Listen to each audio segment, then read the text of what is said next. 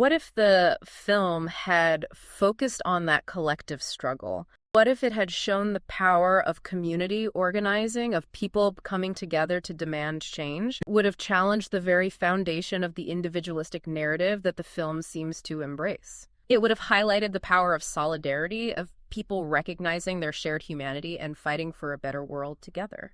And that's a message that resonates even today. We're facing so many challenges that require collective action. The AIDS crisis was a stark reminder that these issues can't be solved by individuals alone. It takes solidarity. And that's where the film, in a way, falls short. But it misses the opportunity to tell a more nuanced, more impactful story about the collective fight that was happening alongside Ron Woodruff's personal journey. It's like they took this complex historical event and tried to fit it into a neat little box. Right. A Hollywood box with a clear hero and villain. Yeah. But the reality of the AIDS crisis, like most social and political struggles, is far more complex than that. It makes you think, doesn't it? It does. What other stories are being simplified or even erased in the name of entertainment or ideology? Right. Whose voices are we not hearing?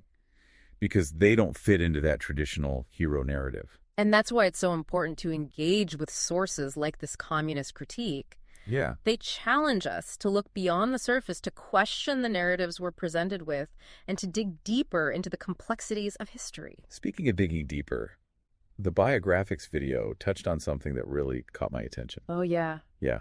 The cut hunter theory about the origins of AIDS. Ah, yes. That's a fascinating theory that challenges some of the common assumptions about the virus. Right.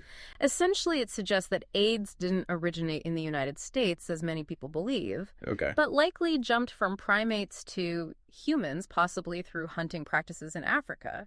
And that has huge implications, right? Yeah. It challenges this idea that AIDS was somehow a foreign disease brought to the U.S.